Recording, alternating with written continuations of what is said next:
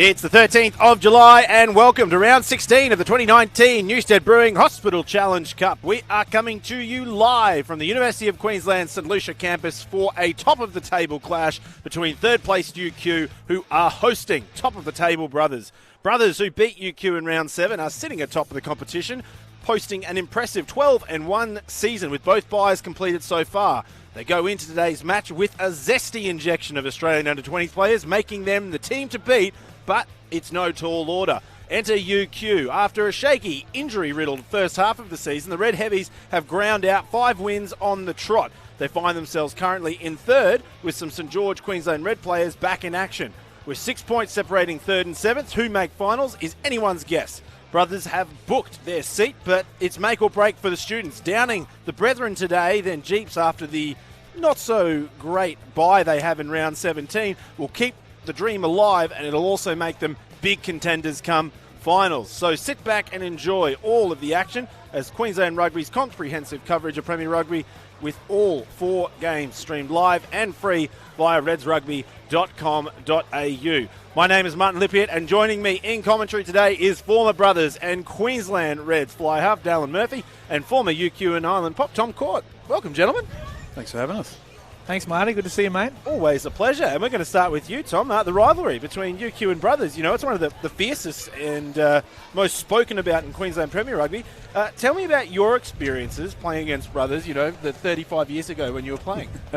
Yeah, well, obviously everyone always knows about the students versus the filth. It's quite ironic, the filth coming from probably Clayfield area where everyone's doing fairly well these days. But yeah, look, back when I was playing, obviously they had a lot of rock stars still playing with them, and guys like, well, who am I thinking of? But Andrew Cody was still playing in the front row at that point. I mean, they obviously had guys like David Croft. They had a lot of guys returning from the Wallabies and the Reds coming back. So, and they've sort of followed it through. Obviously, all the guys coming back from the junior Wallabies have come back in now. So they're a bit of a star-studded team for the Premier grade. Uni have obviously got a couple of guys back and a few changes, but look, it should be a good contest today, and hopefully Uni will put in a bit better performance the second half than they did last time down at Crosby Park. Well, I'll throw it to you now, Dal. How about the Brothers' perspective from the other side of the pond, also taking into consideration the injection of McWright, Wood and Wilson?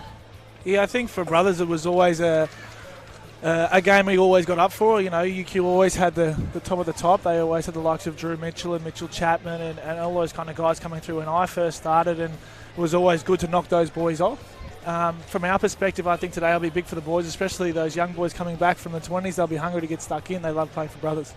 Well, it's going to be a blockbuster game, and I had the privilege this week of catching up with young Queensland Reds and UQ lock Harry Hockings out here at St Lucia. Check it out. Hi, Martin Lippiett down here at St Lucia ahead of our round 16 Newstead Brewing Hospital Challenge Cup match of the round, where the students are hosting Brothers. I'm here with Queensland Red and University lock Harry Hockings. Hocko, how excited are you to be back in the maroon jersey this weekend? Yeah, very excited for this weekend. Got a bit of a taste last weekend, but keen to get back into it this weekend as well. Obviously, wet weather rugby last week, but the students 5 on the trot. What are you putting that down to? Yeah, the boys had a bit of a shaky start to the season, but we've come good towards the back end now. I think most of the games have been very close, and I think the ability to close the games out at the end have really helped them out. Obviously, the matchup between the students and Brothers is one of the fiercest in Queensland Premier Rugby. What would it mean to the club to get a win over Brethren this weekend? Yeah, it's always a massive game against Brothers, especially the situation of the comp at the moment. It's very tight there through the middle, so this game and then going to the bye and then Jeeps after that are pretty crucial for us in terms of our season.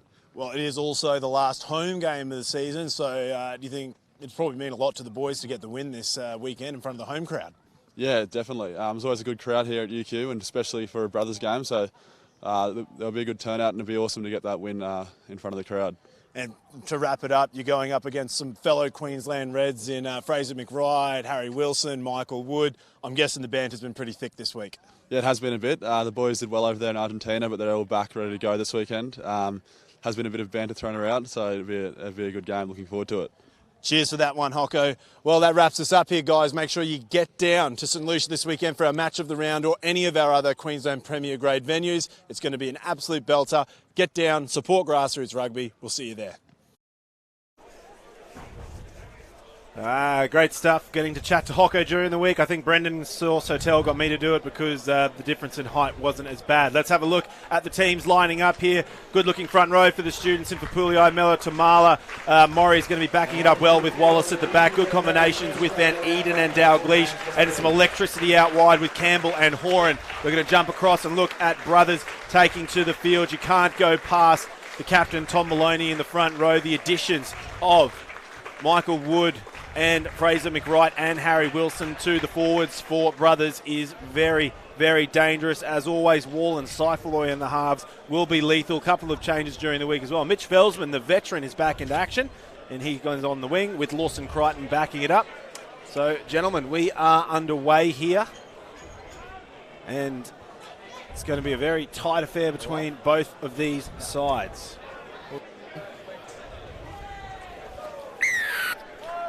And we are away, round 16, Newstead Brewing Hospital Challenge Cup match of the round, and Harry Hawkins should have signed up for the AFL. What a spectacular first take that was. Now, Van Eden from the back. Hits. Papuli up front. They're going to keep rolling through. Dalgleish. Flat ball. Sia Cassini. There was a bit of a hovering question mark, Tom Court, over his fitness during the week. Yeah, I think he had a bit of an ankle jar last week, so they were just sort of keeping an eye on him this week. But he's a really key part to the UQ side, I think, with them going forward. So it's good to see him out there today. Now Van Eden from the back. They work it over to the left-hand side of the field. Brothers' defence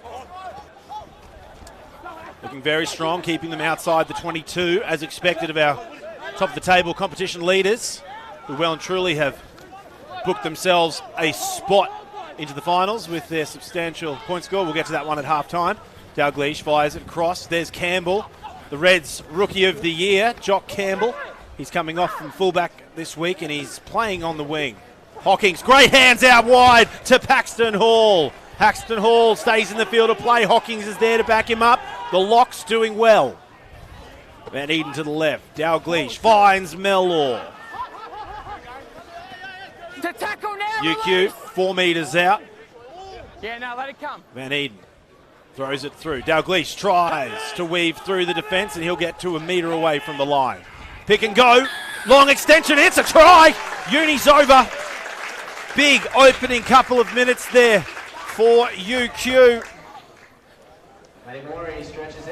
Patrick Morey comes up with the goods. Yeah, those I think kickoff receptions have been a big thing for Uni this year. When they've been receiving, they struggled a bit early on in the season, and they've really sort of nailed down much better possession from their own half towards the last sort of string of games. And they've obviously turned that on its head there with Harry Hawkins leaping above everyone else to reclaim the kickoff. We might be able to see a replay of that, not sure, but I don't even think he really had to leap off the ground, boys. I think he just kind of just walked on through and just put his mitts up. I'm pretty sure he could dunk standing on the court as well. I'm pretty sure he can just touch the crossbar standing still. Now it's James Dalgleish. Slots it through. Had Jock Campbell on all fours, securing the ball for him. So UQ striking early and striking fast. They are in the lead, 7 points to 0. Here's this take. Oh, no. Oh, what a leap. That was huge. Now we're back to the middle. Rowan Seifaloy. Yeah. Now Seifaloy pumps it. Down and in, down the middle of the field. Here's Horan. Back from a syndesmosis injury. Great line. They're running it out wide to Edwards. Edwards gets another offload. UQ, great continuity. Just inside their own 40 metre. Dalgleish, ooh, that was a flat pass to Hawkins, who gets wrapped up sensationally. Now Campbell gets a good fend. He's looking for Mellor. He's still going. They've got to get him down before they think about stealing the ball. And Tom Mellor's down in back play. I know, Cordy, he's fielding quite a hefty cork from training during the week. Yeah, well, he's had a couple of corks in a sequence, actually, over the last few weeks. So he's been soldiering on pretty well, to be fair, and he is a key part of this forward pack coming in for a hooker there. So hopefully he can still hang around out there for a while. And Dal, there's a bit of cheeky play in the background there that knocked Mr. Mellor over. Harry Wilson doing what Harry Wilson does. Brothers might have been watching some of the old highlight clips from previous years. Mellor fires up. Hawkins bats it down. Van Eden, low to the ankles of Dalglish, who finds Murray on a good line on the inside. Now they work out to the left-hand side. Good fend from Ashton Watson. It's his second Premier Grade cap at the ball. First was back, second was forward. Come on, first was back, second was forward. It was nearly on there, boys. That's actually been a key part of Brothers' play this season as well. There's a lot of broken play and drop ball where they've really pounced, scored quite a few tries off it. So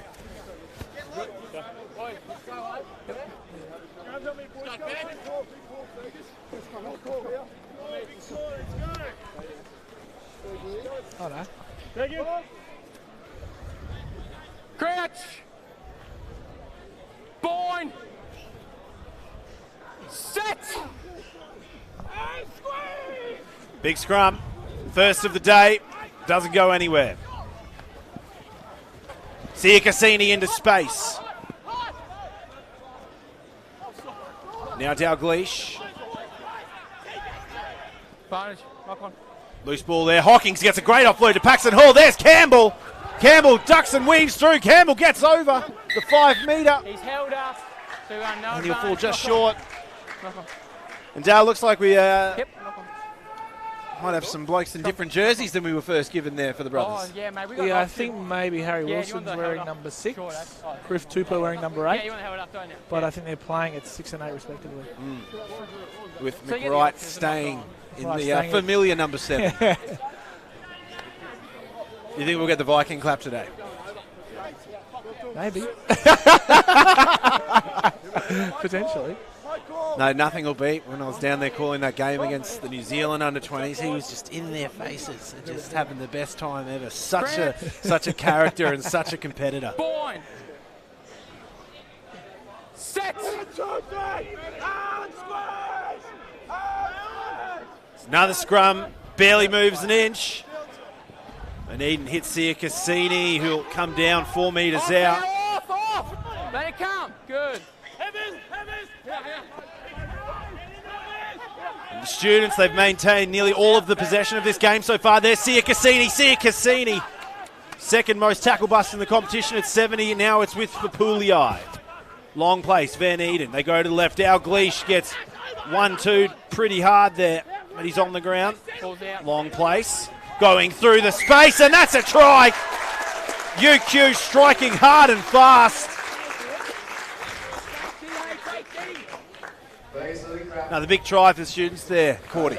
yeah, look, they're looking aggressive and they're looking good. I mean, Brothers are really, really attacking that breakdown. So I think they're going to have to stay really putting a couple extra numbers in there if they want to retain possession today. But they've done okay so far. There's been a few that have bumbled out and we've been lucky to retain possession. But luckily we had enough go forward there and got over for the second. Well, Fergus Lillicrap just came around the corner, picks up the nice clean ball and goes straight over.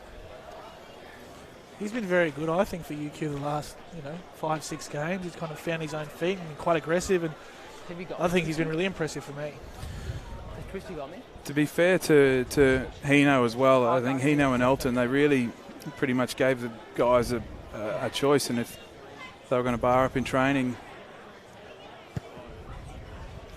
Dalglish puts it through. He's 2 from 2.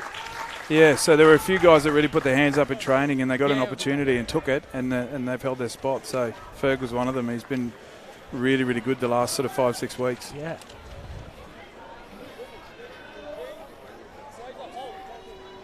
And gentlemen, with that, James Dalglish has now notched his 600th Premier Grade point for the competition in his time here since 2014. Considering he looks so young. That's a massive milestone. Dalglish works through the middle. Horan throws the ball. Off the Too neck, flat. down. Now, Brothers, first possession of the game, 8 minutes in. Now they're working it out to the left-hand side.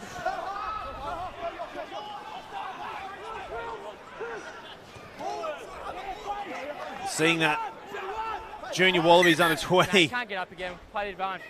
synergy there, Dal, between McWright and Wilson, trying to make some magic happen. Played a fair bit of footy together recently, so there's a few little clicks, I'd assume, between Michael Wood, Harry Wilson and Fraser McWright, and I think it's exciting. They're all very, very passionate brothers players, and they made sure that they were available and ready to play these last couple of weeks. And Fraser McWright, he seems to go through a lot of different coloured headgear in probably the last 12 months. I think he's had about 3 or 4 different sets. Maybe he's got a sponsorship and he's bit of free advertising. Crouch. Bind. Set. First scrum for Brothers. Quickly off the back, they're going round. Wall looking for some space, gets the one off. It's out wide. The hands of Hine and ball will go out. So first meaningful touches for Brothers in the first half there, gents. Set on the line. Yeah, obviously got some good field position there and didn't really make the most of it, but they're still in good field position. Add a bit of pressure here to UQ and keep them down here. Well, that big westerly, gents, that's blowing right now. It's cancelling flights on the eastern seaboard. It's snow down south. How do you think that's going to factor into the game today? Well, I think obviously depending if the boys are going to try and kick much. Obviously, you've seen UQ trying it's coming over the left-hand shoulder of Brothers. Yeah, so I mean UQ are trying to play out of their own half, so they're obviously not overly confident kicking too much, or maybe they're backing themselves against the Brothers D. But it's always going to be a bit risky. So we'll see if that continues. That kick looked all right with the breeze, to be fair. And I'll throw this one to you, Dal. Jock Campbell, I think his kicking game in the last probably 18 to 24 months has just improved leaps and bounds. Do you think that has to do with some of the work they're doing at the Reds? Yeah, I think most definitely. I think I know he works very, very hard on it. You know what I mean? Cricking across the board, and he's very diligent in what he does. But I think that Dave Allred and the program they've got running in there at the Reds at the moment is doing wonders for a lot of the boys. Yeah, no advantage. Bit of a wayward line out there. I don't think we can claim wind on that one. What do you want? What do you want? Scrum on it. Scrum. Use the line, fellas. Use the line. So the scrums have looked fairly solid so far. There hasn't been a lot of movement either way, so we'll see once there a little bit of attrition comes through in the front row, whether there's a little bit of give or whether boys start getting a little bit craftier with a few of the dark arts up there in the front row. Well, when you look on paper, there are a lot of similarities between both of these sides. I guess it's when either of these sides go up against Jeeps that Jeeps are the ones that seem to be the powerhouses at scrum time. So interesting, isn't it? Wall throws it in. They've got advantage there, though.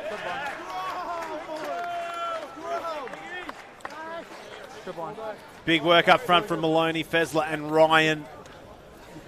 And that's always going to be the risk of trying to take the scrum as low as you can. If you lose your studs, it's going to go down and the other team are going to keep going forward. So, and a couple of familiar faces there on the bench. Tate McDermott, he's 2 or 3 weeks away with Sinners Moses and Halal Meni, who's suffered a wrist injury a few rounds ago and he's out for the season, unfortunately.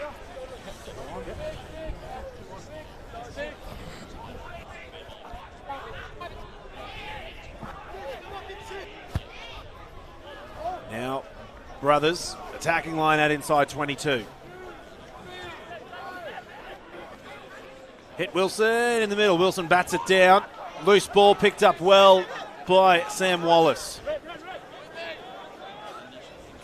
And Eden hits Paxton Hall. maybe that wind is having a bit more of effect on the line out throwing than we think. Oh, and an attacking kick from Dalglish is fielded very well. Wilson Crichton. Now, they're going to the right. Oh, they're trying to throw that little tip-on line in the second channel. Dow, it's the second one we've seen that's gone to ground. Do they keep running it? Yeah, I think they've got some right motion there and they're doing some really, really good things. It's just the execution at the moment. They're playing some good footy out there and they're just going to be patient with what they're doing and maybe simplify, get over the advantage line first and foremost, but I do like what they're doing. There is space there.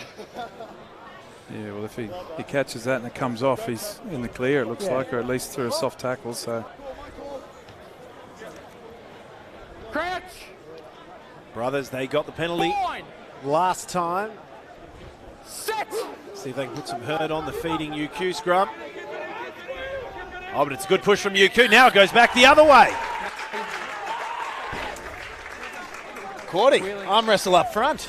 yeah, it's good to see them both having a bit of a crack. First couple, they were just trying to get a feel for each other, I think, and now they're trying to have a bit of a go. So It's one each way so far. We'll see how it progresses as the game goes. Now the touch finder from Campbell. You just saw it sit up there a little bit in that wind. You get a bit of protection here on the western side of the field. But if we'll get a moment to have a look at the flags on top of Forgan Smith here at UQ, they are blowing hard. Now the line out, taken clean by Paxton Hall at the back, but fumbled by Van Eden.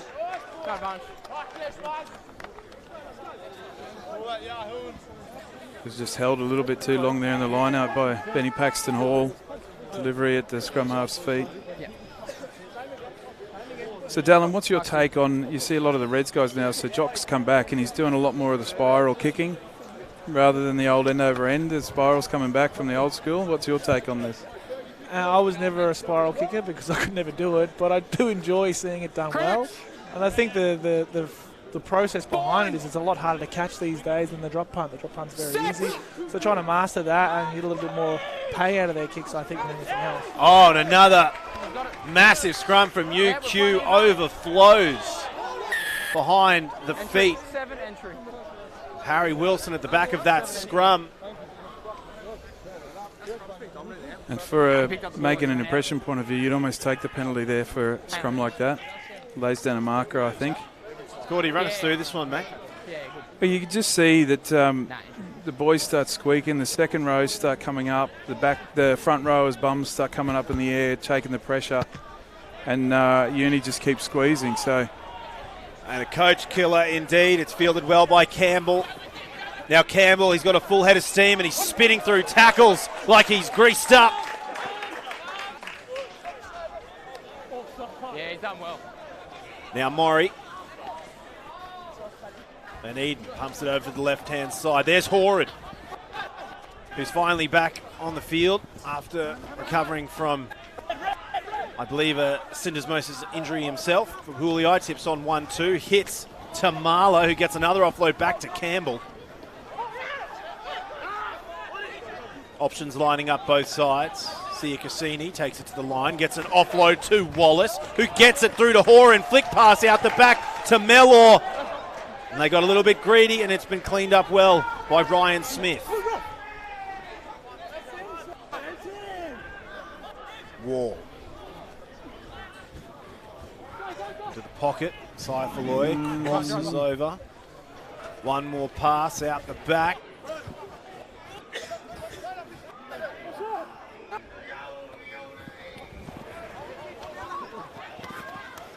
Ooh, and some big shots happening in back play, but it'll be Wallace who gets the man. Wall fires through and Wilson loses the ball in the contact. Now, Saifulu fires it out. They've got a little bit of space.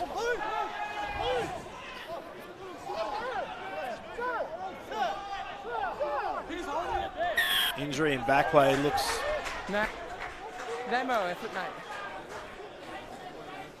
Injury in back play looks like Michael Wood is down, grabbing at the ankle or the foot. And I guess that's a bit of a difference in some of the ruck D from Brothers versus Uni. Brothers have been very good at making the tackle and getting in the way but not actually giving away penalties, whereas Uni obviously they've made a tackle but he's caught at the back of the ruck and given away a penalty. So, and I think play is going to be suspended momentarily. Michael Wood's still on the ground in the back. And he's getting treatment at the moment. Now, you don't want to see this. No, you don't. It looks like he's in a fair bit of pain, but I think it looks like an outer ankle injury from what we're seeing. Doesn't look too bad. Michael's obviously a tough character. I was about to say, he's a pretty tough cookie. He's making his way to his feet now. We'll see how he goes. I still want to bag you though, yeah. It looks like it's a bit sensitive under toe. Somebody might actually be wearing some metal studs out there and caught him on the ankle for a change. Wow, that's a blast from the past right here. The old ankle boots with the lace-ups right up to your shins. I'm just waiting for the back in my day line, and then you can just free slather, Cordy, so whatever you want. To clarify, I did only retire a year and a half ago.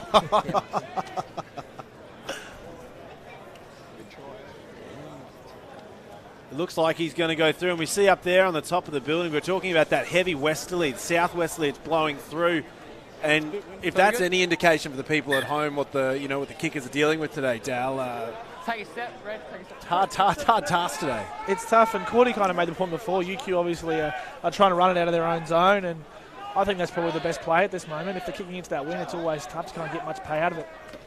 Safe line out to the front. It's been lost, but it's been regathered by Wilson. Wilson's pulling away, throws an absolute melon buster into Jock Campbell's face. Wow. Jock's a quick guy, but he didn't even see that one coming. And we're going to see the replay. It's well done by Harry Wilson. Obviously, he jumps on it there, and poor old Jock Campbell cops a falcon to the face. Oh. Wow. If that doesn't make the highlight reel, I don't know what does. Now, brothers, quick line out. Hit it safe in the middle. Now they're going to work into the midfield. Wall looks to the right. There's Wilson. He's wrapped up by Paxton Hall. That's a good line from Tupou. Now they're looking through for some space out wide. And the arm's gone up. That one was a little bit high. Yep.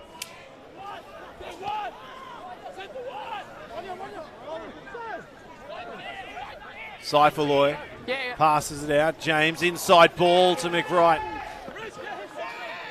Off, Red, off! Brothers biding their time inside 22, still with the advantage. No advantage. High tackle, 13. No one will go against Ashton Watson out wide. So big opportunity here for Brothers yet to get on the scoreboard 20 minutes into the first half. Would you have believed it, gents? The last couple of weeks, I think Brothers have started pretty slow. So I don't think it's surprising. They always come home with a wet sail. But, yeah, I didn't expect UQ to put on 2 early tries. Been a very physical game, Cordy. Yeah, look, I mean, as I said at the start, Uni are always going to be up against Brothers. They're always going to be ready to go and fired up. So there's been a bit of to and fro all season, and obviously Brothers have led from the front. And even when they haven't played outstanding, they've come away with really good, solid wins. So I think Uni realise what they need to put up against and what they're expecting in the second half. Now Wilson in the middle, driving maul. Here they go. Entry, 5 Red. Penalty going against Hawkins, side entry. So they've got penalty advantage here, and they're driving forward comfortably. They're going through. There's the line, and there's the try. Brothers on the scoreboard. Driving maul try successful. Brothers in the scoreboard with a try. Score now 14-5. Kick to come. You really just need to be, as you can see there from the maul defence, Uni need to get lower and they need to get tighter. They're too spread out and they're all splayed out all over the front. And Brothers are really tight and in a nice solid pack there with a solid line, so they're just pushing straight through. Uni have sort of got single numbers all spread all around the front, and Brothers have just held it together and stayed in there to drive it over. Well, I think that was Matt Fesler that's actually come through and grabbed that one when he linked on to the back of the driving maul and got possession of the ball. So well done, Matt Fesler. Former Toowoomba Grammar student. He's also in the Reds under-20s. Played for Queensland Country in the NRC last year as well. Very accomplished front rower. Now it's the first touch of the game for Rowan Seifaloy. Looking for the extras out wide with a heavy left to right wind.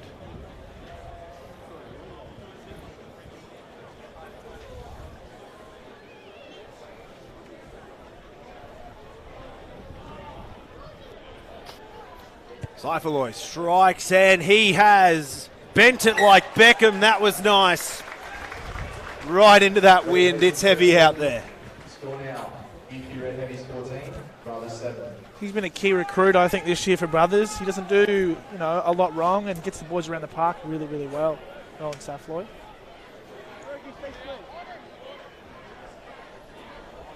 Now Dalgleish for the restart. Sits high in that wind, and Hawkins goes up. But he won't come away with it. Brothers in possession. Wall at the back. Tupou.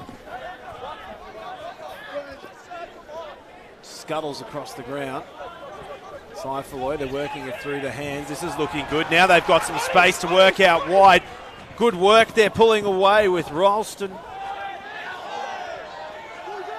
Loose ball on the ground, and the students have come up with it. Paxton Hall goes across. There's Wallace. Wallace looking for some space out wide. He does have some sevens pedigree in those legs. Now Van Eden. Here's for Pouliot, putting on a cracker of a step for a front rower. But it can't, Blue. Maury. Taken back, fellas. Dalglish kicks it high. And it's fielded very well by Paddy James. Wall through. Here's Wilson. Ooh, big shot on Tamala. And Tamala's had the wind knocked out of him in back play on that one. Wall goes to the left. Saifaloy goes through. Crichton looking dangerous. Gets Wall back on the inside before he's brought down by Harry Hawkins. Now on the right-hand side, there's Gareth Ryan. Advantage. They've got penalty advantage again. Still went into it. Now they've gone around the left-hand side. Good offload to find McWright. He's still going, being held on to by Sam Wallace. There's Tupou. Now they move it to the right. Saifaloy inside ball. It was called forward, but they'll come back for the penalty. No, but it's still the initial. No, it's still the initial movement though. So he's lazy to leave, and then he gets caught in there. So I understand the fact that he's getting caught in there. It was the initial movement, okay? So they can easily play that ball. It's out the back. He can so pass it. Mate, it's two from the same player now, and it's three altogether at the ruck. Just have a word, clean up, okay? Now. So that one's against Tommy Mellor. He's getting caught in those breakdowns. You think maybe that cork is slowing him down, or you think he's just got to lift the game? I think you got to make more of an effort, or at least show the ref you're making more of an effort to get out of there. You can hear there, Jimmy Dalglish says he can play the ball, but I think a lot of it comes from body language and a guy that making it look like he's trying to get out. And Tommy's sort of lying there, even if he's not blocking it, he doesn't look like he's doing too much. So, whereas like I said with brothers, they've been smart. They slow it down, but then they get out of the way. Come on, step. Good option in the front. McWright takes it clean. Now, Saifaloy. Cool, Tupou. Good line, taken well by Maury. Now Wilson. Another good run. Ooh, pass gets cleaned up well by Felsman. They're going to keep looking. Here's McWright. McWright wrapped up well by Sia Cassini. Wall back towards the centre of the field they go. It's in the hands now of Michael Wood. And now the ball has been lost forward. It's scuttling through. It's picked up. Hold the phone. Hang on, boys, hang on. Hang on. I'll tell you what I've seen. So in the initial strip, then it's just off his knee, and we've gone in for a try. So I'm happy with the try. Got anything different? Off a blue knee. Yeah, it's off the blue knee, yeah. Yeah, but then he regathered. No. Try. So James. So it was an initial strip and then came off his knee. So good result there for Brothers. It was lost initially, but then cleaned up off a couple of knees, and then it was try time. Yeah, I think he's calling a strip there, and the boys have just jumped on the loose pass. So I think Harry Hawkins does really well here, rips the ball from Michael Wood and loose through, and Ruben Wall does really well, and the ever-present Mitchell Felsman. Obviously back in Premier Grade this week, and good to see him get on the score sheet. And just another example of brothers capitalising on loose ball there, you know. They reacted well, even though they got stripped, they've reacted to it better and gone away with another try. See those trees in the background, they are heaving under the gusts here at St Lucia. Probably a little bit worse because we're down on river level, just beyond the netball courts at the northern end, but he's got the wind behind him this time. Around Saifaloy. He's already had one brilliant one. Let's see how he goes with the second.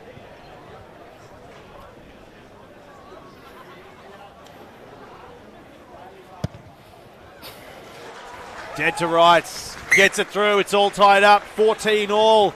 And Brothers in the space of 6 minutes have caught up. And we're back to the middle for a James Dalglish restart. There's probably a little bit too much hair gel in the backs out there to see the wind actually blowing the hair out of place, but It is actually blowing. Good front row banter there, Courts. Most of the props are probably bald, so. Oh, Back. big aerial contest from both sides coming through, but now Van Eden. Here's Sia Cassini.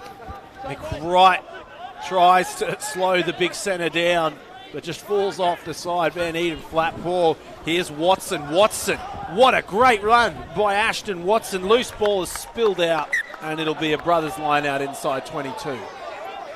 Oop. Hold the phone. Are we happy, Dick? Hang on, hang on. Boys, just give us a second, eh? I think we need to go back because I believe I saw the arm go up towards I'm brothers. happy with it. No, it looked like the touchy was giving the ball to Uni. Hasn't touched anyone, so I'm happy to play on. But you right with that? Yes. So have you got a try then? Yes. Okay, cool. So no line out was set, so it's a try. Well, there you go. Some quick thinking there on the Quick thinking sideline. on the sideline, and they gave it to one of the best ball runners on the team, Jock Campbell, and he's sliced through the defence. So let's go. Let's replay here. Well, it starts off with Watson, an absolutely massive run. So the touchy puts his hand to Uni here. Jos Van Eden straight to Jock. And then Jock slices through and gets an unopposed 5-pointer. I think the error came with everyone got a bit, as the touchy was swapping hands, the initial movement was everyone thought, brothers ball, including me. Yeah, I think we all did, but Van Eden obviously quick to react and ever present, and obviously Jock Campbell just slices through and makes it all too easy.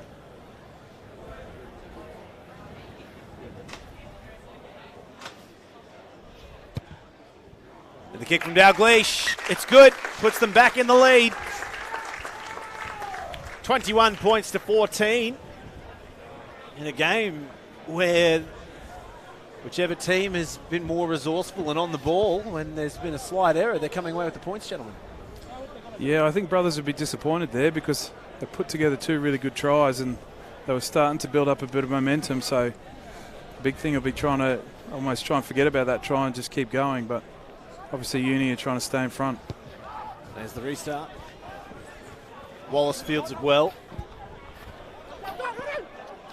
Wallace spins in to contact.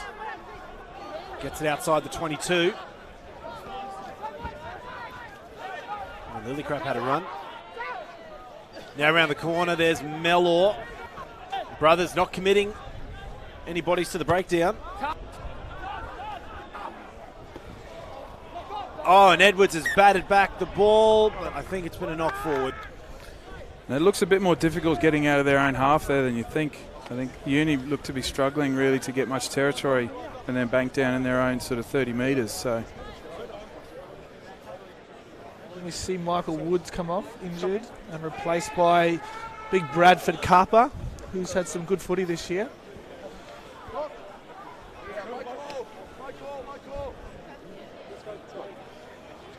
Crouch. Born.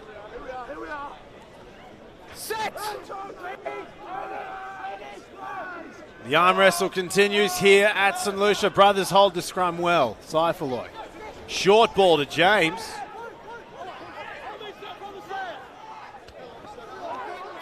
Wallace has come straight through the middle and managed to get Wall down. Now McWright has been taken to the deck by Hawkins. Yeah, it's fine. That's fine again. And just to get up and then find another metre or so, give Wall time to reset. And there's Carper coming through, getting involved. Now Brothers stringing some phases together. In the middle, it'll go to Tupou, who starts a little flat-footed, but strong legs from the brother of Tongan Thor. Saifoy, short ball to McWright, wrapped up around the ankles. Now they're going to pump it out to the right-hand side of the field. This looks dangerous. They're pulling away. Ooh! Ashton Watson lays out Ralston. Now in the middle. It's a good run from Fezler. Wall looks to go around the side of the breakdown before Harry Hawkins says No way. And forces the knock on. UQ with a scrum to go. Ashton Watson seems to be at the epicenter of a lot of things this match. Yeah, I think you can see there with some of those contacts, the league background starting to really show. He's sort of getting stuck in there. And obviously, it's his second game in Premier Grade this week. Give us a bit of backstory on him. Yeah, well, I think he's just been sort of toiling away and he's shown a good bit of grit, and they've seen I guess a bit of talent there that they want to try and give him a chance. So he's obviously getting an opportunity, so they want to give him a string of games and build his confidence up. And it looks like another substitution there. Alex Horan off the field, and Clifton Sedu jumps onto the wing with, I believe, Jock Campbell going back into the familiar fullback role now. Yeah, he's nice and comfortable back there. Good to see him get his hands on the ball a lot more today. Punches. Great kick. Sam Edwards coming through. He just negated that win, kept it nice and low, and got an excellent result. Like, it's very, very hard coming out of their own zone, but that's really smart footy by Jock Campbell. Very textbook. Yeah. Yeah. So, fellas, take a step. Yeah, take a step. I think Cordy made the point before. It's really tough for UQ to get out of their own zone, so I think for Brothers, it's really important that they utilise this win. I know there's only 4.5 minutes to go here, but if they can get down there and utilise the win as much as possible, get a few more points on the board. Now Wall fires it out. Seiferloy finds Tupou in the centres. Seiferloy was looping around. There was an option there to keep going, but they're going to recycle. Now Seiferloy puts it onto the toe. Goes deep. Safe hands in Jock Campbell. Take it. Links up with Edwards in the middle. Edwards hard back into traffic, and he's driven into the turf by Tupou and McWright, I think. I think we saw there as well with the wind, the influence. That kick from Brothers there was a beautiful kick that went probably... Whoa, and Paxton Hall goes up and down in backplates. TJC Cassini breaks the line. And I'm not sure what happened there, but to see Did you say you had that number? Ben Paxton Hall's heels rise higher than everyone's head would indicate there was some kind of tomfoolery in back play. Yeah. Sound of 22, fellas.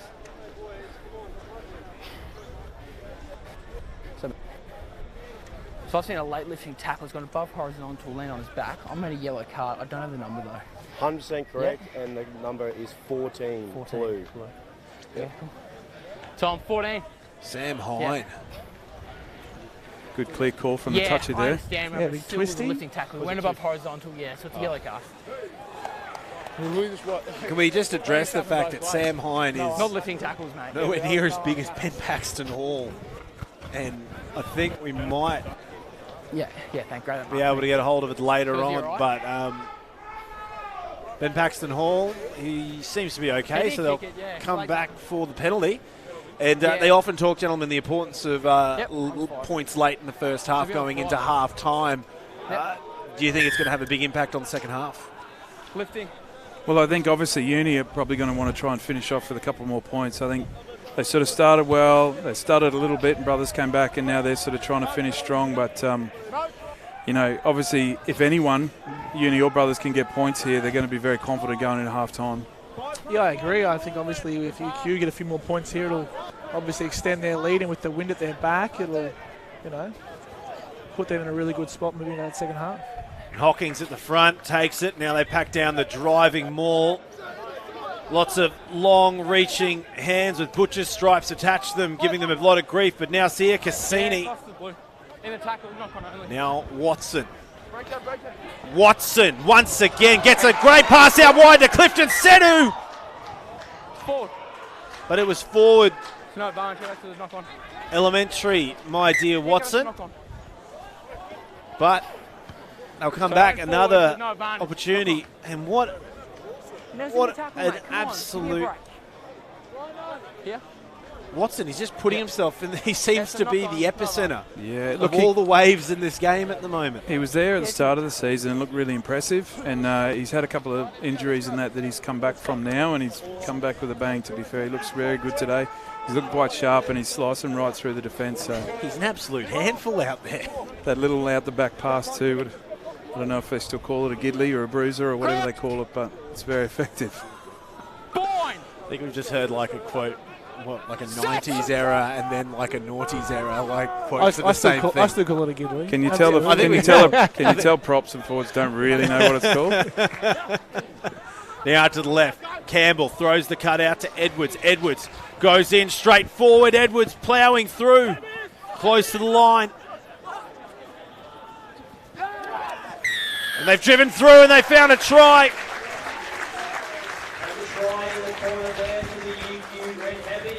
Looks like it was Sam Edwards. That time isn't right, okay? The winger. He was the one that carried it in. Exactly, so he's gotten himself off the turf pretty quick and he's recycled. Yeah. Well, we'll see. Off the back here, Wallace flings to the left. Campbell, peace of mind to throw that cut out. Now Edwards ploughs through, gets taken for a ride. Yeah, got to kick off. On the line, mate. Yeah. Not sure it was Edwards, actually. Yeah. Yeah, on the sideline, mate. Yeah, blue. Jimmy Oh, it was Jock Campbell again. Jock Campbell picks up his second for the match. Geez, they're making it hard for us today to see who's scoring these tries. Gotta wait until that onion just opens up and we see the middle layer and who actually was there. But now it's James Dalgleish. Should test his character. He's been pretty good off the tee so far under pressure this year. Dalgleish, oh, and that win. Grabbed at something fierce. Yeah, still another minute and a half. Out to the left, so James Dalgleish, 602 points so far for his career, which is just an astonishing number. But UQ in the lead, 26 points to 14 with about 60 seconds of play remaining.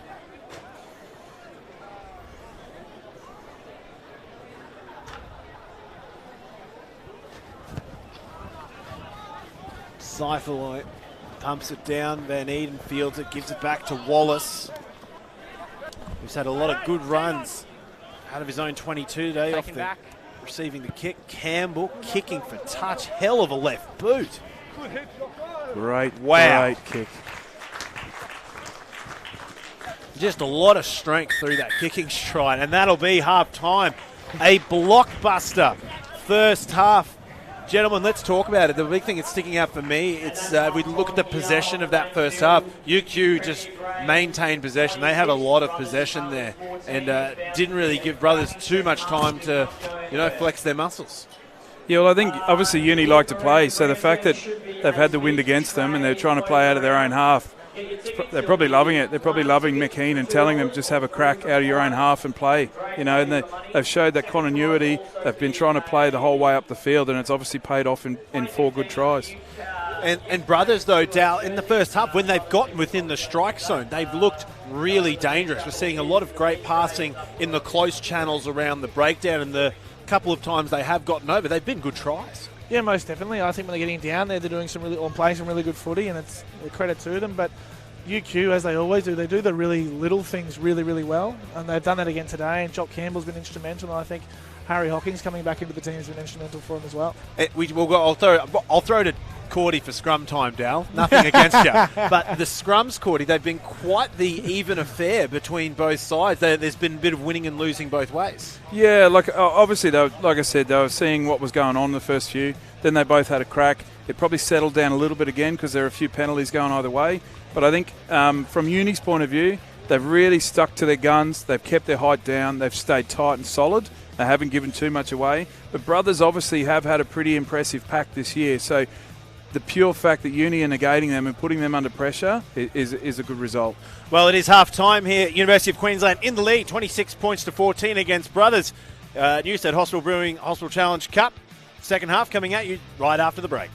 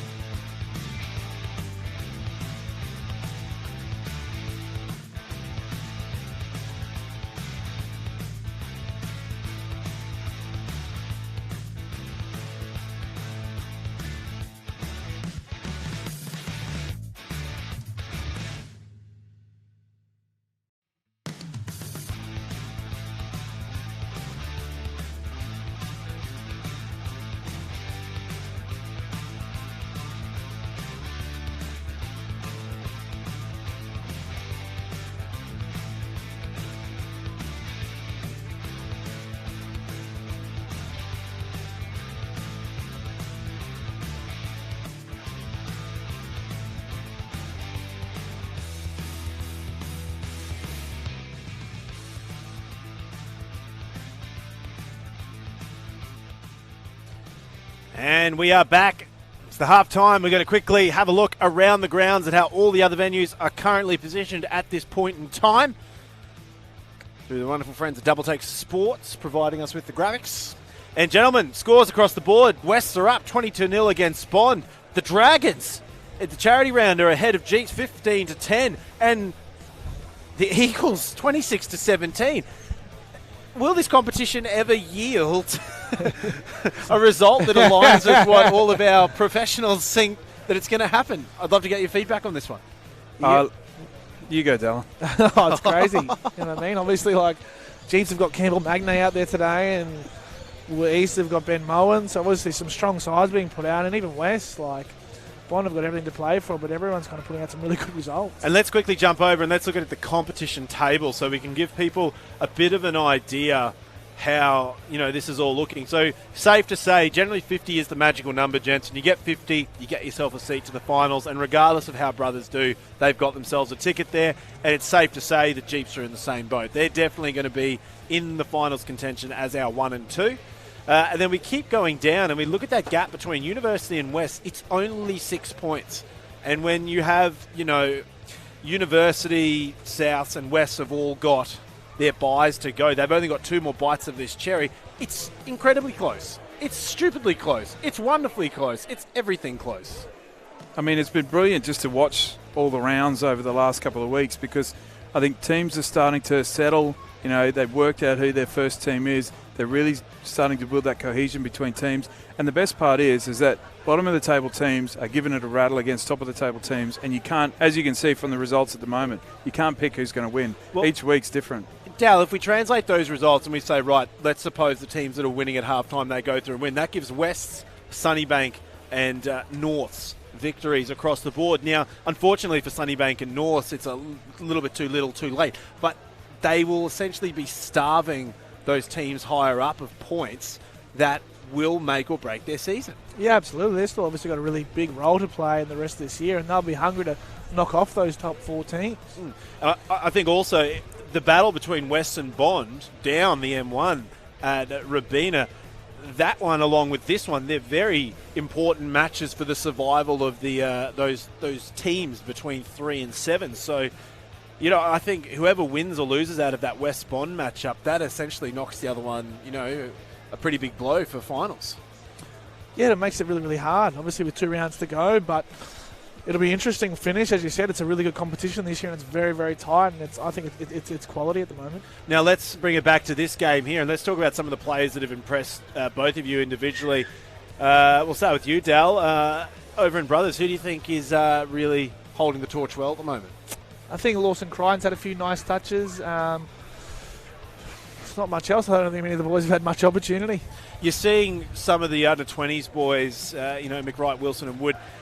Well, not Wood anymore because he's off the field, but they've definitely got a presence on the field. You see them, obviously, besides the very bright headgear, but you do see them up in the mix and they're trying to start stuff. And as you said, Brothers have been coming home with a wet sail in probably the last half of the season.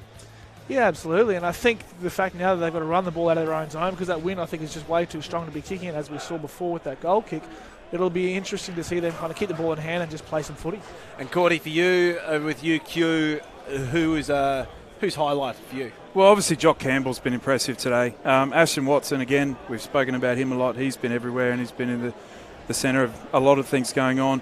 And to be honest, the front row for Uni have been impressive as well. They're probably, fairly understated, but I think that big impact they can make at the scrum and just trying to negate the Brothers pack makes a massive difference for Uni to be able to launch their attack and get their backs into the play.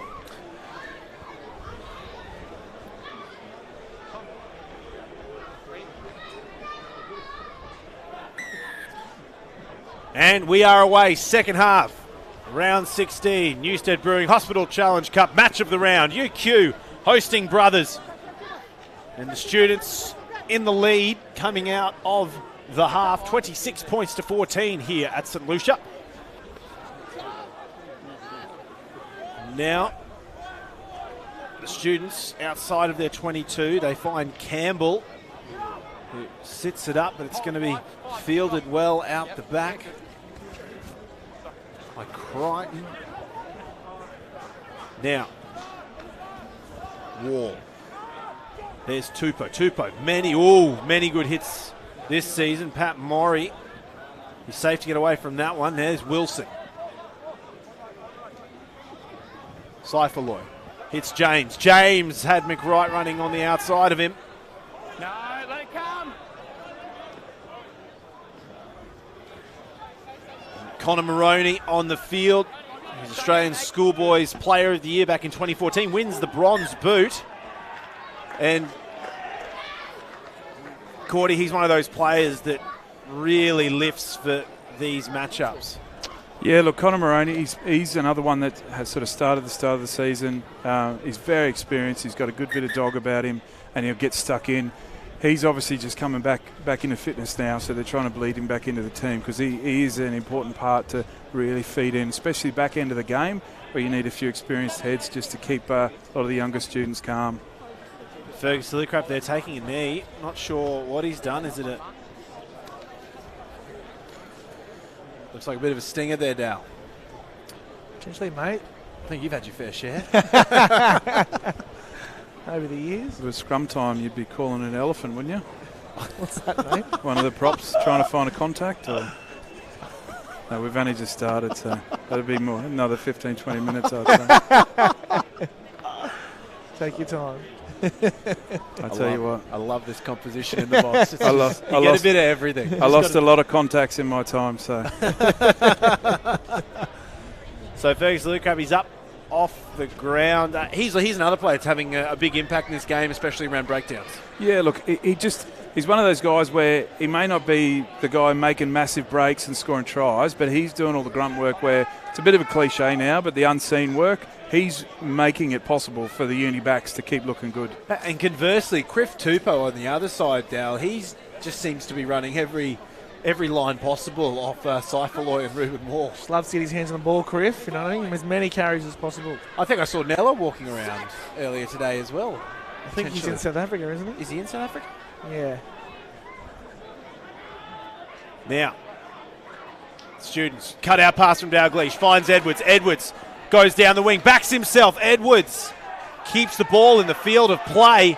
Now Wallace. Lillicrap goes through. Van Eden finds Fapulii. Pat Fapulii will nearly be at his shelf life for this game, one would think. Now they go to the left. Lillicrap goes through, gets hit hard by Fezler. And the strip is good by McWright, but I think there will be a penalty coming from that.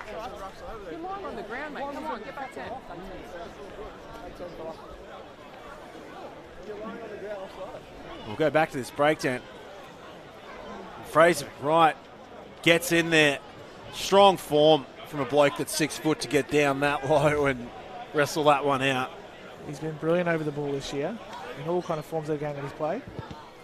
It's good to see guys actually trying to take the ball as well. You see a lot of guys that get over the ball and just try and hang in there, but he actually took the ball and wanted to try and do something with it. So you definitely saw a difference in Seifaloy's kick there for touch. It's a tough wind. Hunting looking through, and they'll hit the middle option. Gareth Ryan, now they'll go to the left, and there's Tupou again, careering into oncoming traffic. And the ball's been lost forward off the hands of Wilson. A bit starty and stoppy, the brothers' side today. Yeah, I think they're just kind of pushing things a little bit, maybe just getting them one step ahead rather than just kind of taking their time and getting over the advantage line and then just playing some footy. I mean, they're forcing a few mistakes, and it's more on them than anything else. Well, they're still down a player, obviously, because we've got Sam Hine languishing on the bench, but I don't think he's far off getting back. The man with an impeccable mustache. It's terrific, isn't it? Oh, pulls it off very well. It's tailored. He's done very well. I wish we could say the same about yours, Dal.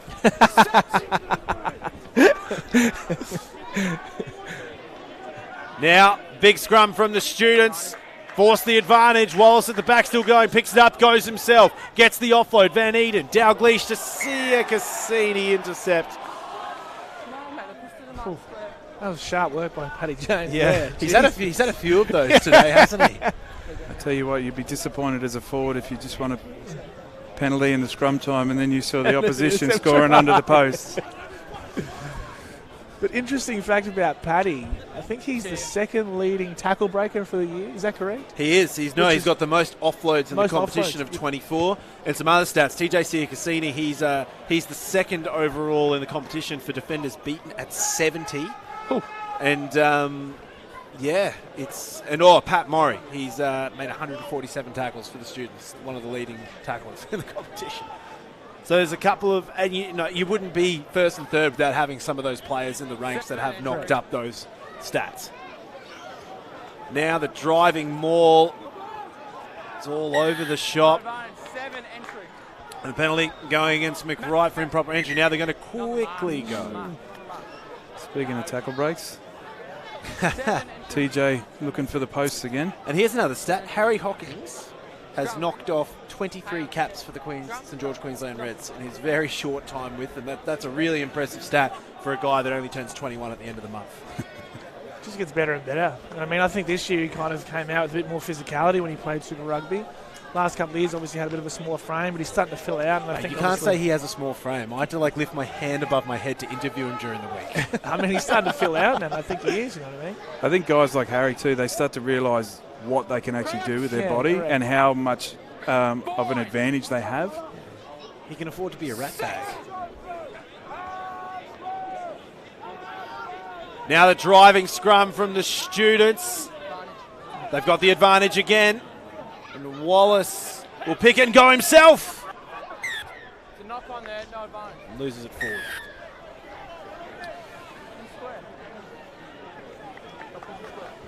And I'd be surprised if Dalglish isn't going to be asking a particular kind of question any moment. Third penalty's a charm. Is that how it works for? No, boys, listen to me, fellas, listen to me. You got to square up your hips, okay? Push square and straight to the mark, all right? He's a fair man, Aaron Pook. So he's given them every opportunity. The big thing for Uni here is they need to make sure that they stay consistent. The last thing they would want to be doing is going for a scrum of line of penalties from scrum time and then give it away easy. I think we've just had a substitution at the front row for Brothers. Didn't catch who just slipped in from back play. Nothing like coming on just before a 5 metre scrum. Boy! Set!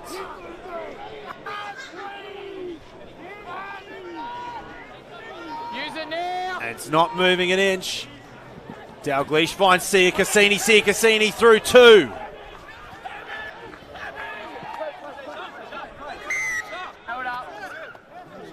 He's held up. So UQ having a white-hot crack at Brothers' defence. We'll go back to this replay here. Siakasini just busts through. And then there was Cliff Msedu darting through, trying to jag a try for himself. Paddy James has, in many ways, got his hands very, very full with TJ Siakasini today. He was impressive last year, but he seems to have dropped a little bit more weight this year, a little bit more robust, if he can be. He's running for 80 minutes now. It's dangerous. Big push from the students. Balls at the back. They're just turning up turf. Yep. Wallace, there's the advantage. Van Eden goes himself. Wilson gets him around the ankles. Knock on. And Long. Who's the replacement captain? Yeah. So it's a front row. So it looks like Tom Maloney actually left the field. So Liam Usher, I think. Next one. Go scrum. Next. Scrum. So UQ, after receiving the news from Aaron Pook that one more of those and someone will be heading over to the naughty corner. Mark's here. Big thing is, though, they'll be getting tired. Both packs will be getting tired here. So concentration will have to be wound up totally ready to go, because otherwise Uni doesn't want to give away this advantage. Crouch! Fine! Big scrum here. Brothers have got to hold their own. Yeah, that's fair enough. Yeah, that's fair. More of a gap, okay? So balance there, all right? A few tired bodies. Gap in the binds, getting a bit lazy. Well, it's probably a good thing no one played rugby on this field last week after the punishment that every other Premier Grade field copped in that wet weather, because the boys are churning up the 5 metre line. Yeah, well, to be fair, I think the UQ staff actually shut all the pitches down. So Shane Biddle and the crew here at UQ.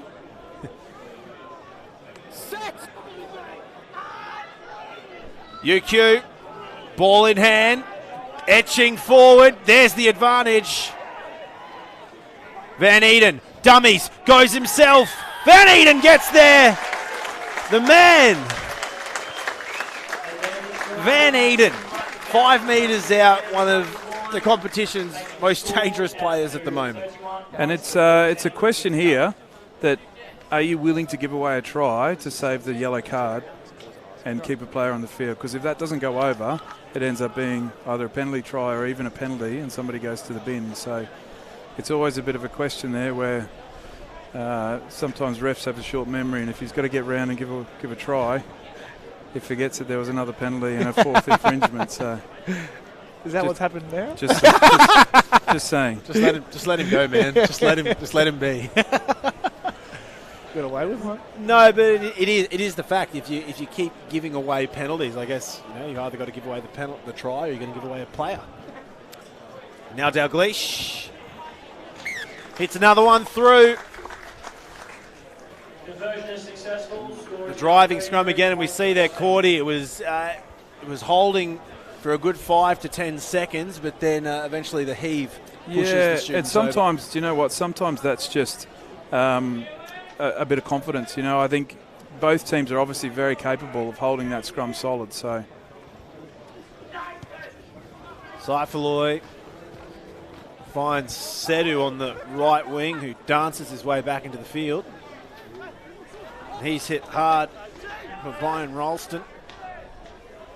Sia Cassini gets a great offload through to Lillicrap. Oh, the ball's been stripped by McWright in the blink of an eye. Lightning quick reflexes. Now Wall fires to the right. Here's Tupou. 1-2 to James. Wilson goes himself. He's looking for the offload and he gets it to Patrick James. And James gets across.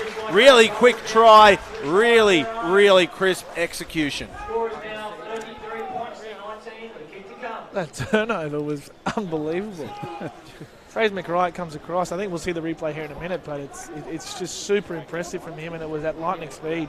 See, he come over, makes the tackle, bang, straight on his feet, and Cordy made the point before. He takes the ball, he wants to do something with it, and they get some good sharp passing away. Chris Tupou does well, Stixie does well chiming in, but Harry Wilson with that left-hand palm, and beautifully backed up by Paddy James.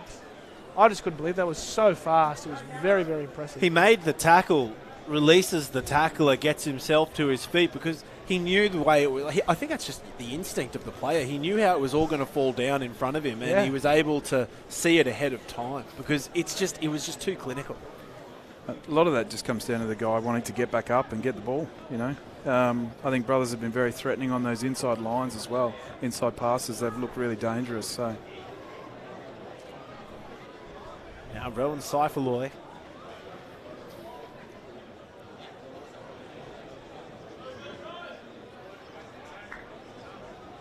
Saifaloy gets it through. He's had a good eye for it this afternoon. And we see that it started off well for the students. Lillicrap's gone down. And he's even used the weight and the momentum of Lillicrap going to the floor to get him up to his feet quicker. He's a physicist. Dalglish with a great short line out. Sorry, restart. And Hawkins has knocked it on, so the knock-on advantage currently with Brothers.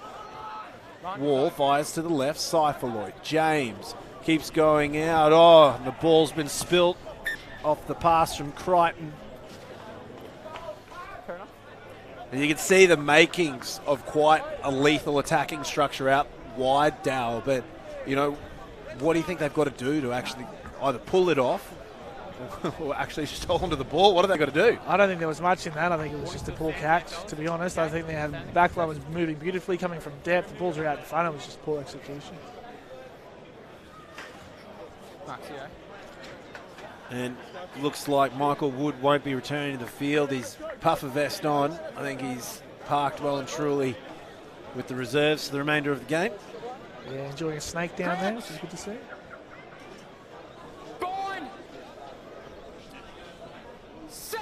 We're in the 54th minute of play. And Eden throws it through, and UQ are marching. And Pook, he was happy with it from both ways. Now Van Eden slices through defence, gets an offload to Dalgleish, and the ball will be knocked on. So Brothers with the scrum now, just outside their own 22. Yeah, look, there's a few tired legs out there in the forwards, I think. It's been a lot of scrums. You've got to really praise the refereeing of Aaron Pook there. He's actually looked at that Brothers side and said, nope, that's actually a fair challenge. And, you know, sometimes you'll see it slide towards one team and you won't really see a good opportunity for the other team to get back in, Cordy. But, yeah, great refereeing. No, look, he's been impressive today. His communication to the packs has been brilliant, been nice and clear, and he has been very fair. He hasn't really swung one way or the other. You know, it's gone scrum to scrum, which has been great. Judging it on its merits.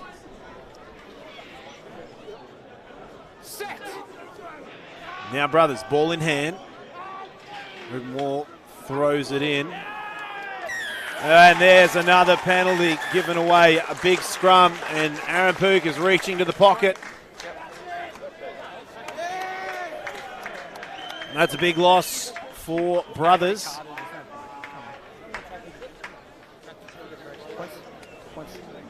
And Cordy run us through it. Yeah, well, like I said, I think the confidence is gone in that Brothers pack. Uni have just got a bit of a sniff and they're just taking it for its full worth. Like, they were waiting. The scrum half there was sort of trying to, I guess, put them off a little bit with their timing. Yeah, look, Uni have got the wind in their sails in the scrum, so they're just going for all they can. And Gareth Ryan will leave the field. James Dalgleish, season captain, is opting to take the points.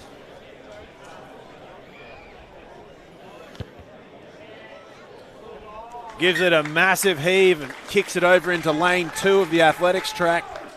So UQ extend the lead, 36 points to 21.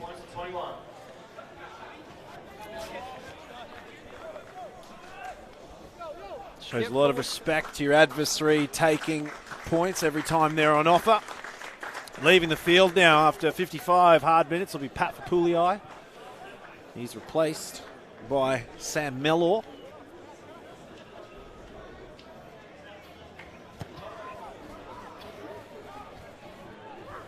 Inside. Oh, and Wilson hunted for Wallace. He'd seen him taking that kick return so many times. No, unplayable. Unplayable. Red going forward. Red going forward, fellas. It's unplayable. Unplayable. Unplayable. Here's the replay. Look at Harry Wilson. He knew who he was aiming for. It was going to be Sam Wallace. Oh, yes, sir. Sam will feel that one tomorrow. He did well to hold the ball there. You could say it's a repetitive strain. He did very well to hold the ball, considering we heard the hit from up here. And there's a... Looks like the kids are having some fun out the back. Last home game for UQ this season. They've got the bye next week, followed by a massive match in round 18 against Jeeps out at Yoku Road. It will be the annual Harley Appleby Memorial match. 8 years since that all unfolded. Yep. Dal, I'm sure you were in and around and active in the community around 2011 when all that stuff went down over at Yoku Road with Harley Appleby.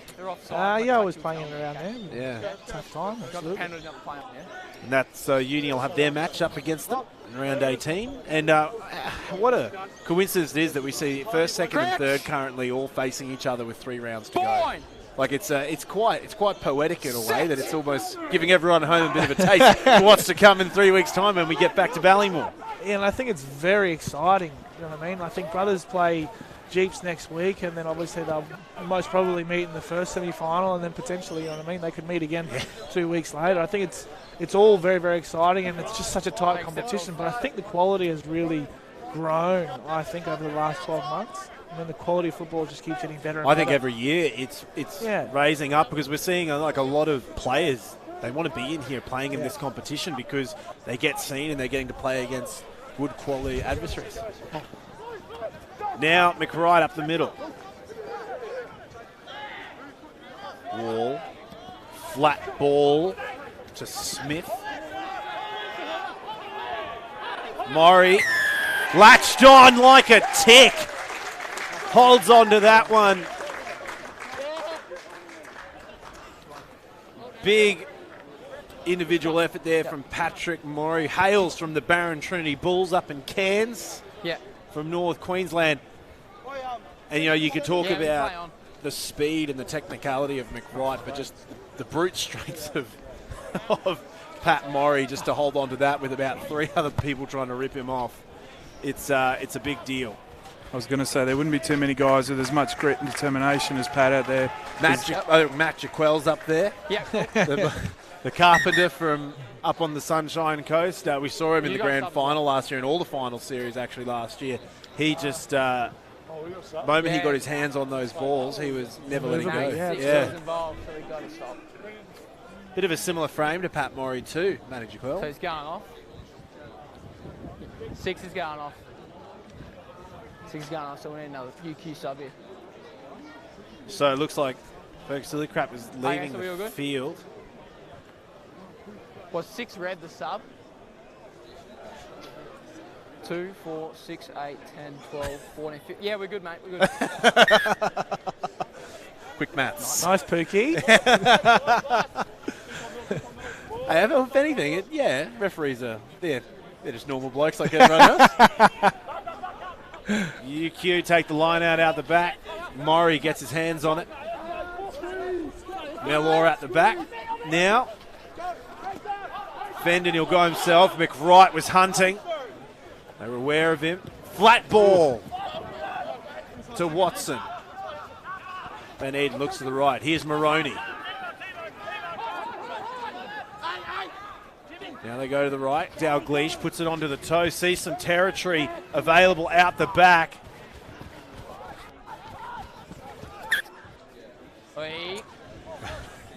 We see Josh Fluke come on at outside centre for Brothers, replacing Mitchell Felsman. Byron Ralston goes to the wing. Yep. Now the quick restart. Very, very tricky from Brothers, but it's come loose. Campbell's got it and he'll be taken out, but there was a knock on first. But Josh Fluke, immediate impact into the game. Yeah.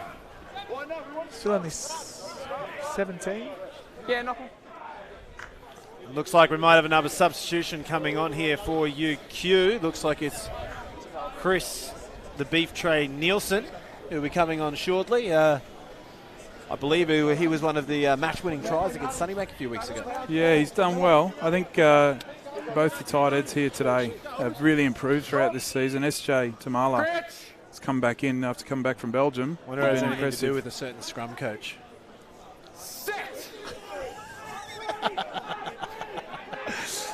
I'll let you have it, Cordy. They're doing good. Another penalty off the back of a dominant UQ scrum. Sorry, Cordy. That was me. I was going to say, if you talk to Hino and Elton, they probably say I'm never down here enough. So.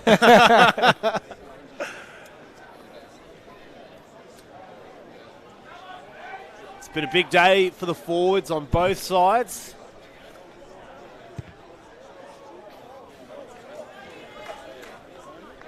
And UQ now attacking option inside 22.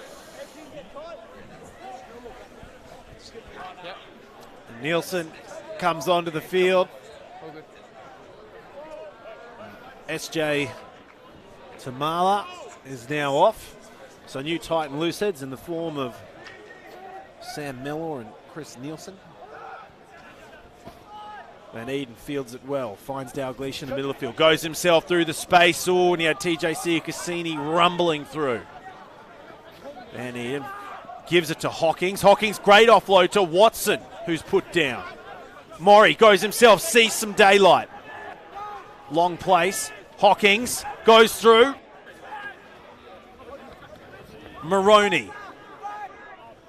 Yep.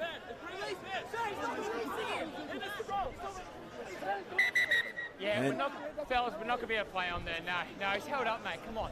Held up. And we're just seeing this fierce competition at every single breakdown. I think in a lot of ways there's a lot of backs just collecting dust out wide, just waiting for the forwards to be finished. After last week, I think they were probably hoping for a dry pitch, but... And we'll throw to you, that young man on screen there, Josh Fluke. Dal. Yeah, making his Premier Grade debut right now, coming off the bench there. Captain of the Colts down brothers there, who are going quite well this season in the Reds Academy. Former Nudgee College product last year. Captain them to a premiership. So there's a lot to like about him, very physical in defence. What a blockbuster year it was for GPS rugby last year. You know, the final round grand final. And what a game it was. Huge, massive crowd out at Nudgee College. Straight off. Tight end, straight off the mark. And there we go, short arm going against UQ. So, brothers. Breathe a sigh of relief. New props in, so the parity's sort of mixed up a little bit again.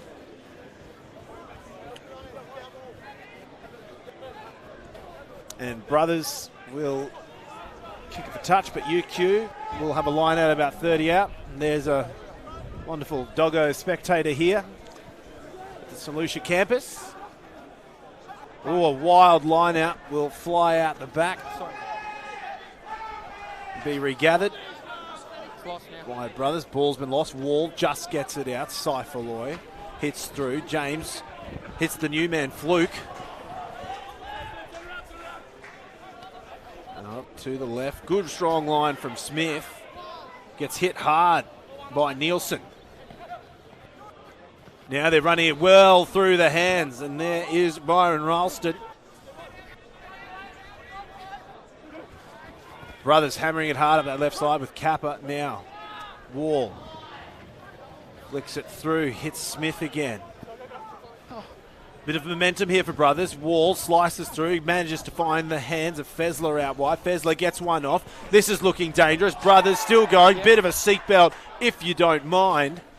Now Wall. Oh, and McWright was steaming through. 14 off. 14. The penalty going against Jock Campbell. Now 15 minutes to go here, gents. Brothers can't waste any time. Hold the phone. Has he got away with one there?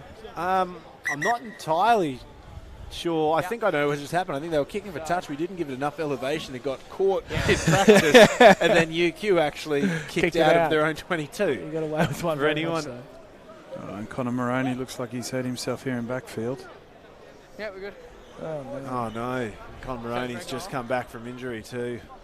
That's what you don't want to see. Looks like going onto the field also, I think Cameron Flavel might have just run out into the wicket in 16. Huge opportunity here for brothers. Just got to be patient and take their time and execute their play. They're just under 2 converted tries away from UQ's score. Early. Wall. Saifaloy. Here's Tupou. Takes up a great line. Now Wall fires it out. Ooh, Saifaloy, good hands. Hits Crichton. Crichton gets wrapped up. Oh, and McWright was trying to get that one from his ankles. But UQ giving away a few penalties here. And Patrick James was rearing to go. On 15. Early. Time ticks away. We're in the 67th minute. The quick tap and go, and Griff Tupou in the lead.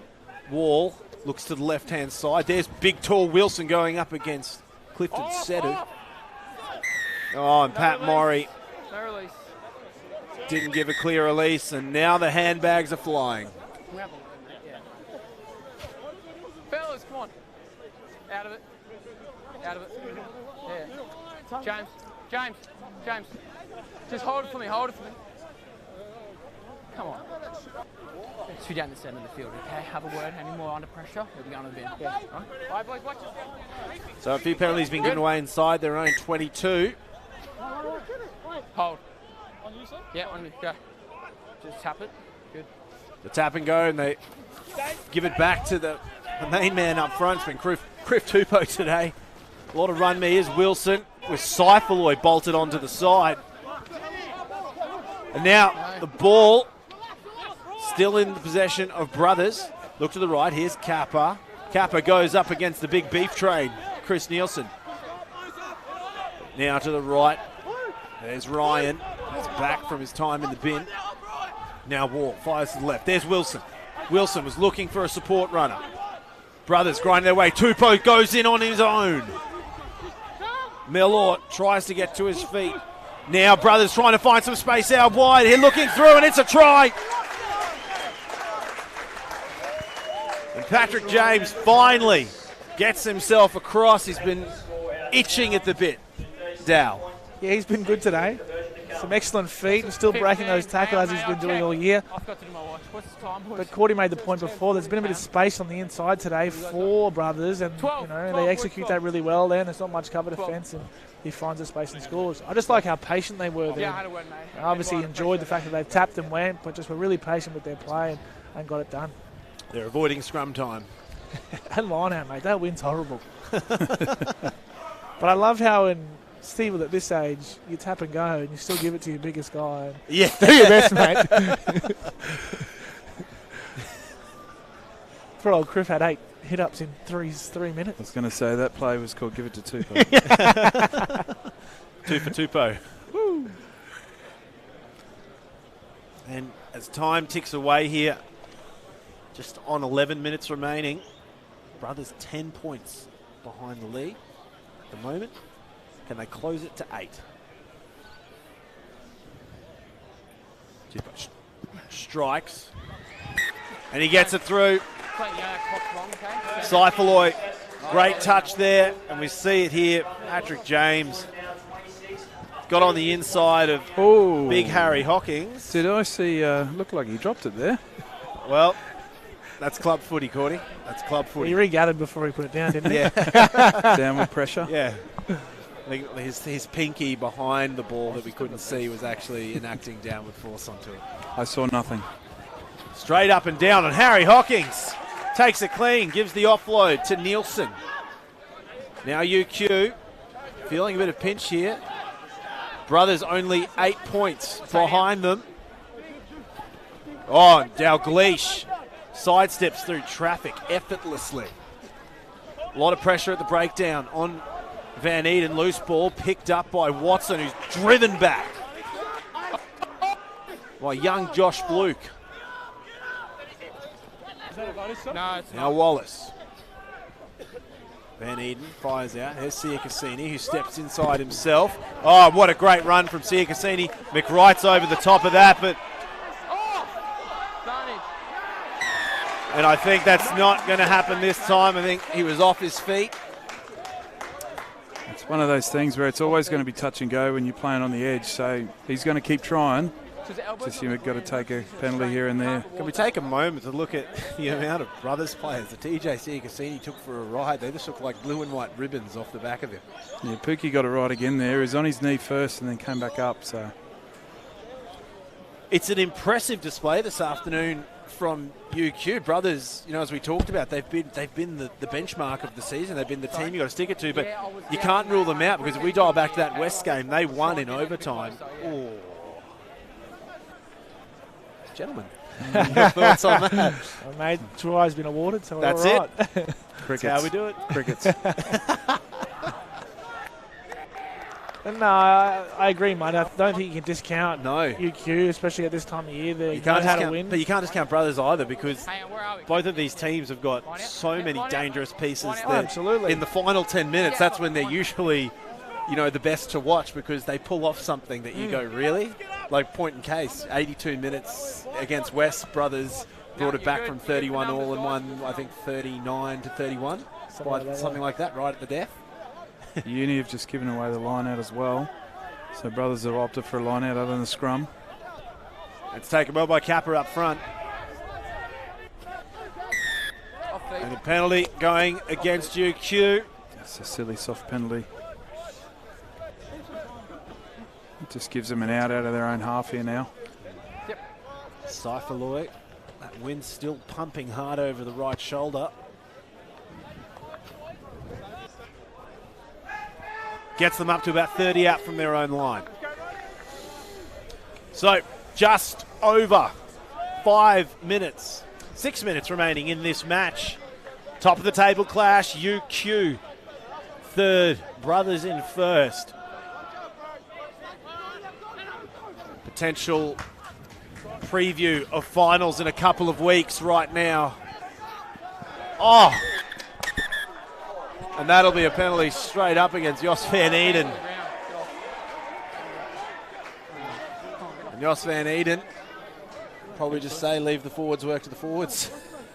It's a strange one though. Didn't look like the ruck was formed. What did he get him for? I'm not sure actually. He's a bit quick on the whistle there. I think he's unlucky, but I'm not a referee. So it'll be interesting now. Probably see James Dalglish jump up in the half. Yeah, I think that might have been hands in the ruck. Maybe, Yeah. Cordy? I mean, he's knocked it on anyway when he's trying to strip it, so. One's a yellow card and one's a scrum. I think there's a distinct difference between the two. Loose ball at the back. Now. Good line hit Smith. Wall looks for space up the middle and he finds it. Wall throws the step on. Campbell gets a hand and slows him down. Here goes James. Crichton. Watson's trying to drag him out of the field of play, and that's big from the young outside centre. Ooh. He's giving it to Brothers.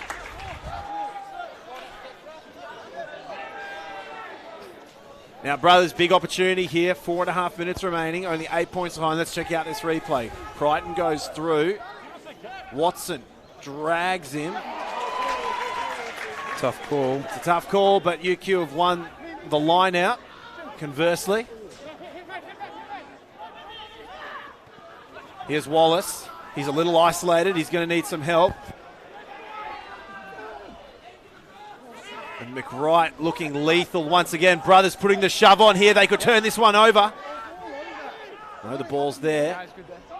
Siakasini fires it to Dalglish, who puts it onto the toe. It's a good strike. Wall's there. Owen Edwards came through, but that's a bit of brilliance from Crichton. Now Brothers spreading it out to the left. They got to keep going. Here's Fluke. One more out wide. It's the competition leading try scorer, Ralston. Let it come, let it come. No, he's held up over. And he's held up. I tell you what, that is brilliant scramble D by Uni there. They were for all money in the corner. Brilliant width there on the Brothers' backs. If he lets go there, he's going to score. It was that man Wall who acted really quickly, and you saw that nice combination, Dale, between him and Lawson Crichton there to get the better of Sam Edwards on this short side that led to this. Yeah, absolutely. This is some smart play there by Ruben, and he's been instrumental this year for them. But like Cordy said, the boys are moving very, very well out wide, and Jock Campbell and the Uni boys have done very, very well to prevent a try. Once again, Ashton Watson involved there. Gets involved, holds him up, holds his feet. If this is what he's playing like in his second cap at Premier Grade, I can't wait to see what he's like in a year or so's time. He's playing out of his skin. He's not very old, is he, Cordy? No, but he has been playing with some of the NRL clubs, and he's been involved with them a bit. So he does have a bit of pedigree, to be fair, in cross codes. So, hey, more than happy to see him in this arena. Now from the back, it's Wilson 1-on-1. He goes hard at Clifton Sedu. But Sedu, mismatched completely, drives him back. Let it come. Wall hits Ryan. Ryan drives hard at Nielsen. Wall looks, fires it out wide. Oh, and that was a bit of pirouetting there from Ralston, and he'll fall short once more. They're looking around the blind side. I've seen on the blind there. You got it on the blind too? And it's a try. Brothers making a desperate final charge. I'd imagine this will be a fairly slow walk back from Uni from this kick. Yeah. It's an important kick, though. Oh, and it's Ruben Wall. Jeez, he's done well there. He's very, very dangerous in and around the ruck, and he's so strong. He's the fittest man on the field, but he's just so strong. He's not a very, very big man. He's just physically quite incredible. And the question is, Ruben Wall's a halfback. Are Uni going to get back Jos van Eden in time for the end of the game, or is he done? I think he's done. I'd say he's done. He went, was it 74 he went? I think so. Couldn't remember. So, we've got ourselves a hell of a conclusion here. Rowan Saifaloy to get them within one. He strikes. He's kicked it. Oh, and that is very tidy. The man is reading the wind like an absolute pro. And he's curling them in at both ends of the field with and without that wind. Very impressive. So, 30 seconds remaining. 2 minutes remaining, says Aaron Pook on the field. 1 point in it. The eyes of Queensland Premier Rugby will be on this match right now. Dalglish short and sharp. Hawkins is underneath it. Hawkins gets it back to Edward. Hawkins holds on. Now, Mellor goes himself around the side. UQ have just got to hold on to this thing. There's Nielsen. You let me know when you've got 10 seconds, please, King. Hawkins.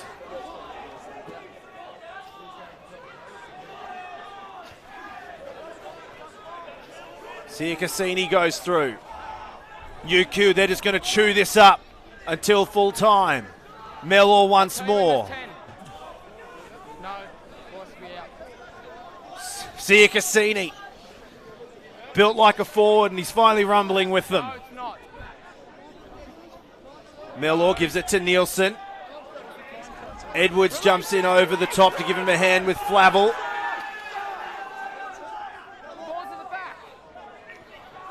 Seconds ticking away here. Uni in possession. They're 1 point in the lead.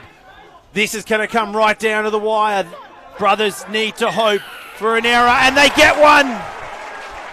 And this game is far from over.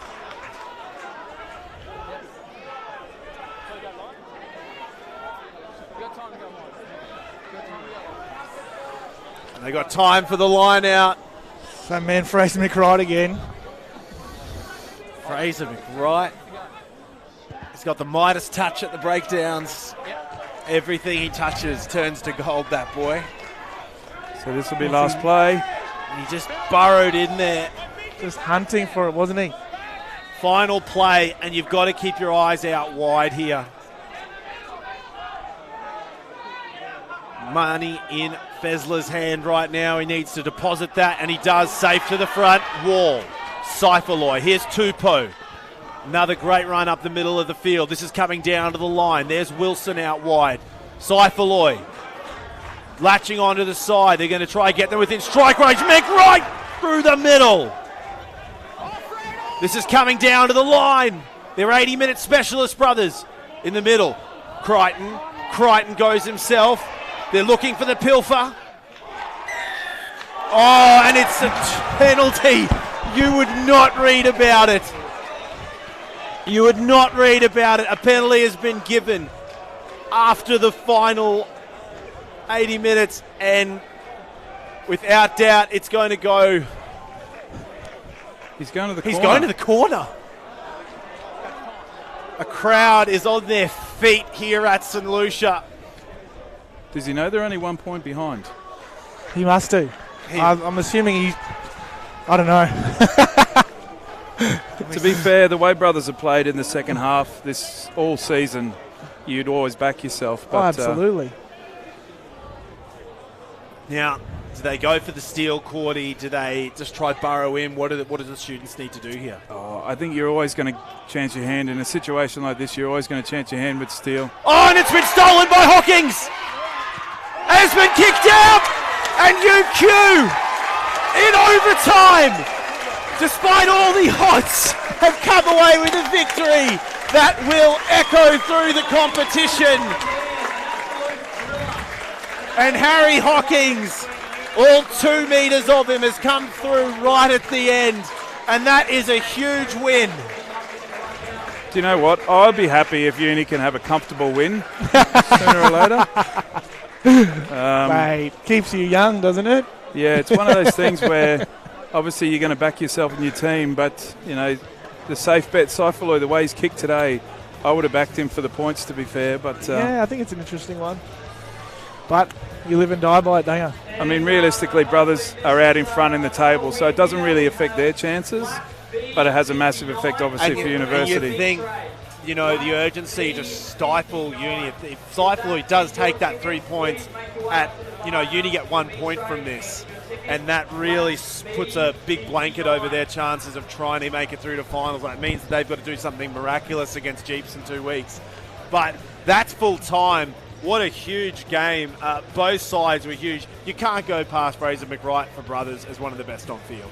Most Definitely. I think he was imperative for them getting so close. And, yeah, without him, I think they probably, yeah. They're about 10 penalties less. He actually got better in the game, Yeah, too. he Better did. and better and better.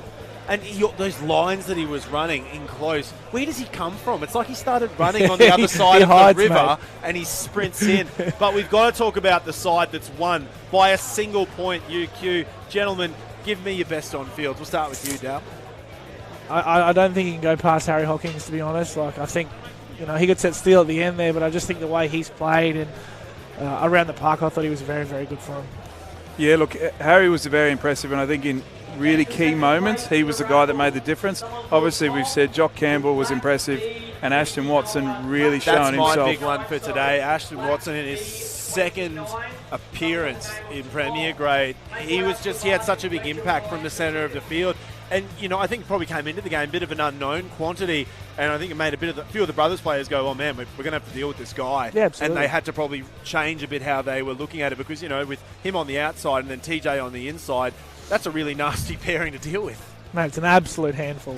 All right, let's have a look at what's happened around the grounds. It was all backwards as we went into halftime with the other side. Cordy's covering his face. He doesn't know what to think. Let's have a look at how this has all panned out. And we look across the board, and Wests have demolished Bond down the M1, 37-12. They're keeping their finals dream alive. They've got a bye also, but one more match. But the Tigers and Jeeps are other two teams in the finals. Top four, they've come through in the end, keeping North scoreless in the second half, boys. Yeah, I think it just shows a bit of class there from East to come over the top of them. I think with Sunnybank as well, look, they've started strong for the last 3 or 4 weeks, but Jeeps have obviously just shown too much quality to close it out there. And coincidentally enough, that's the second week in a row that we've seen North put on a good first half total and then remain scoreless in the second half. So it's interesting to see these matches. We're seeing a bit of continuity here with how these teams are playing as we go further and deeper into the comp. And a lot of the sort of higher table teams, Brothers, Jeeps, they're really coming home strong in that second half and doing, in some cases, just enough to get the points and to get away with the win. Well, let's have a look at what's coming around next week, boys. I want to get your opinion on who you think's going to get away with it. North versus Bond up at Hugh Courtney. I'm going to say North. I'm going to say Bond for the upset because they'll be disappointed after this week. Fair enough. Brothers and Jeeps, which would, mind you, is also Wellesby. And I believe we won't have minor premierships already been locked up, but a bit of silverware on the line next week between Brothers and Jeeps. What are we thinking? I can't wait. I think it's going to be a blockbuster, but I'm going to go to Brothers. I think the butchery might just get Brothers home. Jeez, So. you guys can't agree on anything this afternoon. Souths and Wests. I'm going to say South out of Chipsywood. Souths and Chipsywood. Yeah, that's going to be a tough one. I'm going to give West a go. Souths have looked good for the majority of the season, but they've been up and down. I think West will be coming back. And battle between Sunnybank and East. Tigers and Dragons. Who do you like? East. I'm going to like East staying on. I'm going to go with Dallin and go East. Oh, you changed, man. You've changed. Now, Murphy, Tom Court. Gentlemen, thank you so much for joining us this afternoon. It's been a cliffhanger of an afternoon, and if anything, it's going to be pretty exciting when we're back in Ballymore in 3 weeks. So thank you so much. Cheers, Nice. Marty. Thanks, Marty. Appreciate it. Well, that is full time here for our round 16 match of the round. It's been an absolute pleasure having you all here. Great finish to the match. 1 point. Would you believe it? We're going to be back next week, same time, same place. Make sure you tune in. My name is Martin Lippiatt. Thank you and good evening.